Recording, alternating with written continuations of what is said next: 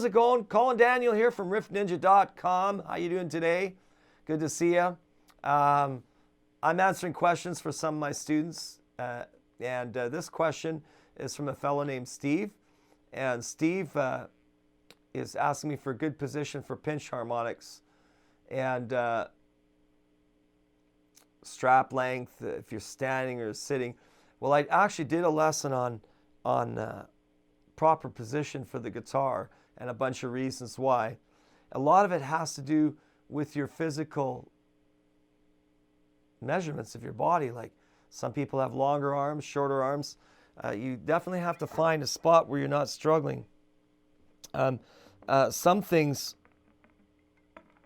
that are important is not to strain your wrist too much. I say a good rule of thumb if you're standing is it should be at the same height that you sit with your guitar. Now, sitting position is one issue, and pinch harmonics is another. I'm going to deal more with the pinch harmonics in the sitting position because I already did deal with that earlier. But if you're struggling to reach your guitar, like if you're leaning your elbow up against your leg like this and you're hunched over and you're sitting on the edge of your bed or a soft sofa, you're probably going to have more difficulties playing for sure. You have to sit up. You have to be on a fairly firm seat of some sort, and you have to be fairly upright. You don't want your back to curve too much. Those are some of the things. Everybody has a different way of holding a pick. I've addressed that before. That can affect the way you play a pinch harmonic. But the most important thing about the pinch harmonic is understanding the theory behind it, because every guitar is different. Every guitar has a different personality, and you've got to find it. Depending on the sound, too, that you're trying to get out of your guitar, the sound that you're working with, the amp that you're plugged into, those kind of things will definitely affect how you get your pinch harmonic. Some of the most difficult tricks, and pinch harmonic can be for some, what a pinch harmonic is when you pick the string, you're actually pinching the string as you strike it, and it actually is doubling the note of the string. And so you have to find that halfway point. See, the way I look at it is from the 1, 4, 5, because that's the midpoint in your scale, and it's also the midpoint on your instrument. For example, if I take the 3rd string, which is a good place to start, take a look at your A pentatonic minor scale, and you look at your 5th fret and 7th fret, right? That's your 4 and 5 for that string, G, C, and D. You know, then your octave is here, the G. So there's G, C, D, G at the 12th fret, right? And then it goes again, G, C, D, and then I don't have the double octave on this guitar. I don't have enough frets. But if you can picture these 2 octaves here, here's the 1st octave, 2nd octave. Now the next octave has to be in between where the saddle, so somewhere in here is where my double octave is, like my 24th fret, because I don't have, you got to kind of picture it, right? 24 frets. And then here you have the edge of the string coming off of your bridge. Now somewhere in the middle, somewhere in here, in this area here, you're going to find the harmonics for what you're playing down here. It's the same theory as when you do the full harmonics at the 12th fret. You know, you're touching them, you're just barely touching the string at the 12th fret. You're splitting the fingerboard because the 12th fret is that halfway distance.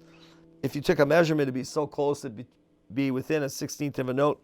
If you measure from the edge of the nut to the 12th fret, center of the 12th fret, and then center of the 12th fret to the edge of your saddle there, where your string comes off to vibrate, you'd find that it's pretty much halfway distance, right? So you're trying to find that halfway distant point. If you know your theory a little better, I'm actually using the 4 and 5 and the octave theory, because this is 1, 4, 5 octave, 1, 4, 5, and then octave somewhere up here. And so if that's 1, that's 4, that's 5, and that's my octave at the end of my saddle here where the string comes off and vibrates. And now to get the pinch harmonic, it all depends on how you hold your pick. I hold my pick quite a bit closer when I'm trying to get a pinch harmonic, if you can see that. Maybe you can see it better if I put it up against the guitar here like that. I hold it very close. I've got a very thick pick. That can also affect the way you get the pinch harmonic. But the idea is that when you find that spot, and I have to move my right hand around for each guitar, you'll hear some places are more responsive than others, right? And the secret is that as I drag my pick across the string, that I touch it with this part of my thumb in here, somewhere in there, and I just touch the string to get it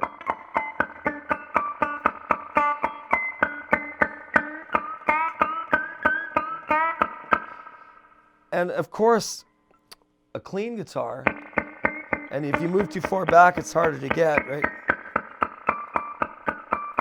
And the trick is you don't want to totally mute it with the flesh of your thumb. You just want to touch it as you pick it to get it, that chime sound, that harmonic, right?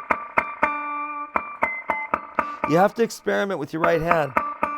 It takes, I'll tell you another hint, is to use distortion. Because you definitely can get the pinch harmonic easier with the distortion. The distortion brings it out. Once you hear it, you have to work.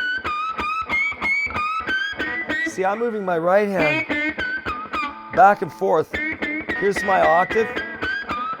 Here's my 4 and 5. You know, that's like Billy Gibbons did in.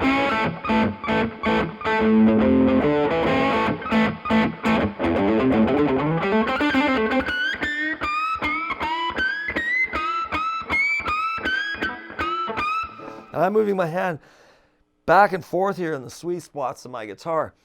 Of course, I know my guitar. I've played it long enough to know this particular guitar. Every guitar has its own personality. You'll find some of them lean towards harmonics better than others, depending on what pickups they have in it and how they're set up. That can all have something to do with it too. I can actually get a harmonic picking both down and up, because I do the same trick on my upstroke, because I use this finger here, sits very, very close to the tip of the pick, right? And so when I come back up, I do the same trick, just in reverse on my upstroke. So I can actually get a harmonic down and up.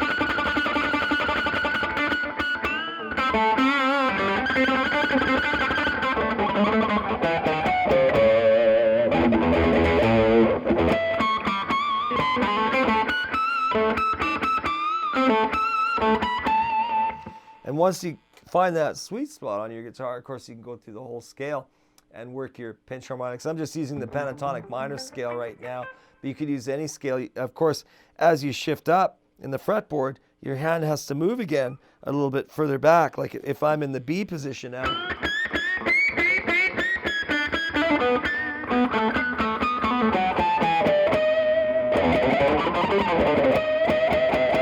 I have to move my hand just a little bit further back to compensate for the fact that now I'm at the 7th fret, whereas before I was at the 5th fret position, right? So those all have an effect on how you get the pinch harmonic. Definitely a thick pick helps a lot. Thanks a lot for your questions. It's really inspired me to teach some interesting lessons.